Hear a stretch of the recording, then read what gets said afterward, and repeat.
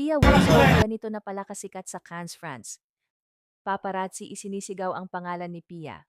Fans ni Pia may patama sa kampo ni Heart Evangelista? Maririnig nga sa videong ibinahagi ni Pia Wurtzbach kung paanong isigaw ng mga photographers ang kanyang pangalan para lang mag-pose at tumingin siya sa kamera ng mga ito.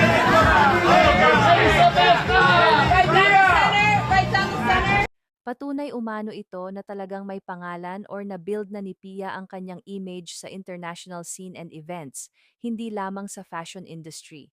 Samantala, tila may patama naman ang ilang fans ni Pia sa kampo ni Heart, kung saan ayon sa isang nagkomento, "Oo Bobby, ikaw! Ikaw yung wala lang kahit anong gawin mo ang galing-galing mo.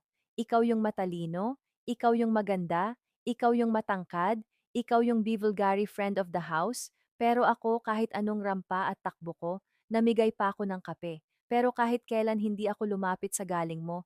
Nireplyan naman ito ng isa pa at anito. Well said na hurt yung mga high bangers sa elite events ni Pia kaya nag-unfollow sa IG. Di nila kayang makita yung mga ganap at walang pantapat yung idol nila. Dagdag naman ng isa pa, yung wala na talaga magawa ang ibang. Kampo tas sasabihin, while everyone is fighting for the brands, she is making her own cheapa pay jewelries, haha.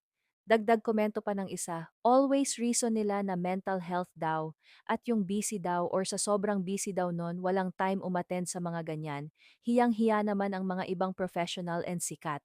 At sobrang busy na mga model Hollywood stars sa kanya kahit sobrang busy ng mga yon uma-attend pa rin.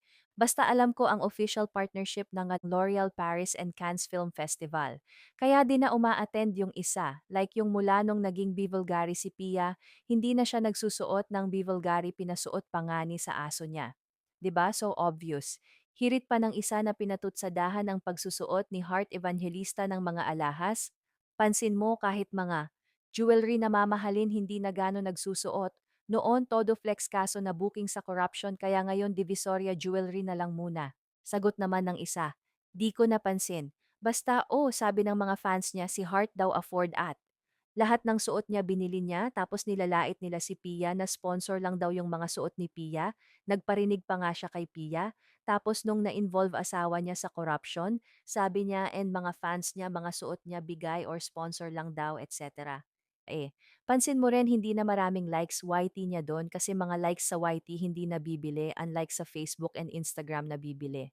Puri naman ng isa pang fan ni Pia, "You're really a superstar. Just look at how the photographers are shouting your name." Nanireplyan naman ng isang netizen at sinabing, hindi na need magpa-Starbucks. Matatandaan kasing tuwing may ganap si Heart Evangelista ay nagpapamigay ito ng coffee and bread sa mga photographers bilang pasasalamat umano sa mga hard works and efforts ng mga ito.